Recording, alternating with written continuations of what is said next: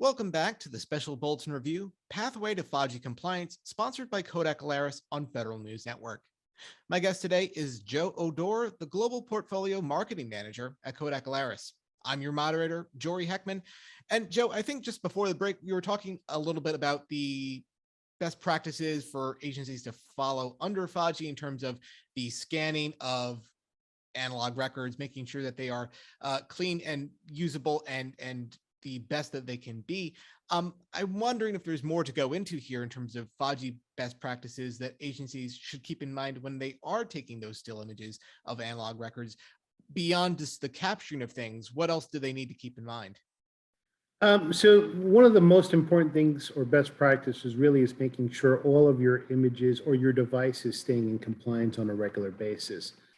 So really what is recommended when you have a device that supports FADGI output image quality, you want to make sure at least 1 to 3 times a day, really depending on your volume and your critical information, is that you're running what is called a DICE chart or a device image conformity chart, which is a standardized chart used for the FADGI guidelines to ensure the image quality is within the range of the specifications. It takes in a variety of different image quality standards, and I'm not going to get into too many into technical detail on that, but it's a very simple chart. You run through your device and you record the output of the scanned image, and you run it through a piece of software that will read the patches and information on that chart and deliver back whether or not the images are in compliant format. There's a very limited number of applications that support it. One of them is a free application that's available from the FADGI website. The other one is from a company called Image Science Associates called Golden Thread. And this particular software will allow you to run the chart and also take the readings off of that chart to ensure your device is in compliance. The other best practice I can always recommend, and this is just general best practice, continue to make sure your device is clean. There's no excessive dust throughout the unit. Most scanners will compensate for dust over time. However, the best way to make sure that you don't have any issues over any period of time, especially when you're doing permanent archiving, is to just make sure the device is kept clean and as neat as possible. Okay, great. All good points there. And to change gears here a little bit, now we were talking earlier about NARA and agencies transferring permanent records. I think one big concern on both sides of that is just in terms of file formats and compatibility, making sure that files that work on computers at one agency work well at another agency or at NARA. What are some best practices, again, under FADGI for ensuring that agency digital records are easily transferable and easily accessible no matter where you're no matter where you're looking at them? Sure. So as part of the specification for FADGI, it's really using an uncompressed image file format. So one of the more popular and even legacy type file format is called Tiff.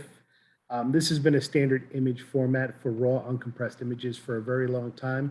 It covers the gamut of documents as well as digital images. This particular standard Tiff has been around for quite some time. Most people today are probably more familiar with what they call a JPEG format, which is generally what your digital camera or your phone will generate. But the Tiff is really an uncompressed image and retains all the original scanned image or picture data that you would have in there. And from there, post scanning is where a lot of compression and other technologies are applied to it. Now for the FADGI or the NARA mandate, they're really looking at uncompressed image files, which are very large in size. And that's for permanent archiving. When you're taking that information and using it into downstream systems to extract information, you're generally going to apply a compression algorithm on it, which reduces the file sizes significantly. While there may be some loss in data, although not physically noticeable to the human eye, there are things that will get removed in there. And that's what's ideal for day-to-day use or for image accessibility via different systems. So permanent archive can be uncompressed because you are understanding that the storage will be higher for that. But when you're looking at downstream, you want a smaller and faster file size, especially if it's traveling over a network or via the web, where you want the smallest and fastest file sizes possible. And that's where compression comes into that particular portion of the technology. All right, fascinating stuff. And to pull on that thread a little bit more, once these files are digitized, what are some best practices under FADGI for making these electric records transparent and accessible? I'm sure that once you've captured it, making sure that people are able to make the most value out of it is important too. So for the National Archives, it's really going to be a manually controlled system or whatever hierarchical system they have in place. I really don't have clear details as to what exactly the National Archives does in terms of that permanent archiving. However, that same information that might be used in downstream systems is all about extracting that information via character recognition and then utilizing software that will automatically track those keywords or organize that information based on keywords within the document itself. So let's say it's court cases. There's a case number with every court case. So you want to make sure your system is going to pick up on any information regarding a specific court ID or case number, and then storing everything within that particular case within a system that's easily accessible, or if it's as simple as just keeping stuff in a file folder under a specific folder hierarchy, that it's placed in that same kind of structure that you're looking at. So that's really how that gets managed from both a permanent storage and then a routinely accessible document that might be needed for day-to-day usage. Okay, great. And we're, of course, unpacking a lot of the ins and outs of this records management, of this digitization. What are some common pain points for agencies as they're going about this? What do they encounter that is a challenge for them to make sure that this is an effective project? This is a project that runs, on schedule and doesn't really run into too many complications. Sure. So from an M1921 standpoint, it's really just about the compliance and making sure the device is operating within those parameters on a regular basis. So that's really the big pain point there, and also finding the right device to support you. There are some different devices in the market today, but really it's all a balance between speed, productivity, and image quality. I can tell you from a Kodak Alaris standpoint, our history of image sciences in general is going back as far as 30 years. So we've excelled in this technology, but other manufacturers are out there. When you're looking at day-to-day image quality, what you're really looking for is crisp, clear images, something that removes some of the artifacts that you would normally, keep within permanent archiving. It could be as simple as a coffee stain. It could be, some wrinkles in the paper. These are all things that you want to make sure are removed when you're using your documents and that information on a day-to-day basis, right? So the image quality you receive for everyday usage, you want it to be a nice white background, clear black text. The contrast is enhanced, visually appealing to the eye. When you're looking at FADGI, it may not necessarily be more visually appealing than something that's been run through an image processing algorithm that we offer in our scanners, like Perfect Page. So there is some definite there is definitely a distinguishment between the two. And that's really all dependent on, how that information is being used, how important data extraction is, information extraction is out of that, and if there's a workflow that's dependent on that accuracy, as well as file sizes. Image quality and file sizes are two very important things when you're looking at day-to-day document management, because, even though storage is fairly inexpensive, you really have to take into consideration there's time and support that's required to increase storage. And if the information needs to be accessible over the web, smaller file sizes and good image quality are very important for maintaining network bandwidth and not waiting for documents. The most frustrating thing when anybody's working remote or trying to access information via the web, be it a mobile device like an iPad or an Android device, is you don't want to be sitting there waiting for that download to happen or that information to come up. Everybody sees the spinning wheel and kind of just gets antsy. The faster you can deliver that information to those devices or that conduit to that information is key. Okay, great. And Joe, we opened the conversation about talking about the paper storage of things, the burden and hassle of storing just treasure troves of paper, and how this digitization addresses that problem. But I imagine it creates a similar problem of where do you store all of these uncompressed images? How do agencies manage that? And, how do they ultimately make those digitized documents accessible for end users?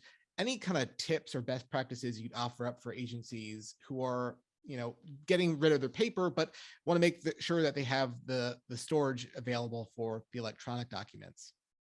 Sure. So in general, physical storage media is really inexpensive. Obviously, if you're dealing in very large file sizes, you're going to need a lot of storage media, which becomes expensive. So it really all depends on different agency needs. So if you're storing those raw uncompressed images, depending on your security protocols, you're looking at either on-premise servers that will host that information and also have redundancy and backup to it. And at the same time, you also could look at some cloud repositories. There are different cloud options out there for different agencies to use that meet federal guidelines for security and access protocols. When you're looking more downstream or the less secure, the cloud is a great place to go to. And like I said, security and encryption are key things on those services, and all meet federal guidelines in terms of data protection, privacy, and risk assessment and user access control.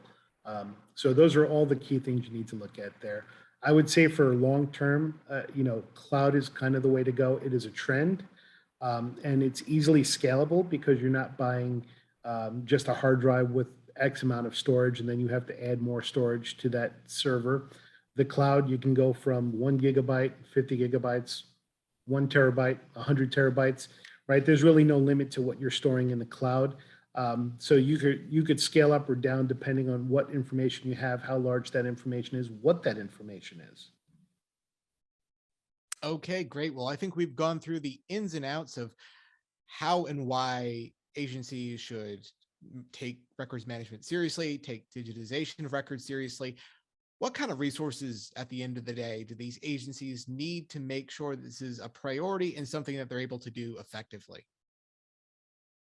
Well, in terms of resources, I mean, really the simplest thing is take a look at what you're doing on a day-to-day basis in terms of what makes sense. If you're chasing paper down on a regular basis, you're not efficient, and inefficiency is very difficult. For the government, especially when you're serving the public. So you want to make sure that you utilize whatever services are available in terms of identifying ways to increase efficiency. This is something that Kodak Alaris can provide for agencies, where we can take a view of how your data processes are working. We can help determine and work with workflow, look at your equipment and make sure those are running efficiently. So there's lots of resources in terms of how we can help your business. At the same time, there's plenty of resources on the web in terms of understanding FADGI. We do have a couple of landing pages specifically around FADGI, what that means, ways to support that, even including on-site trials, as well as local demos for that.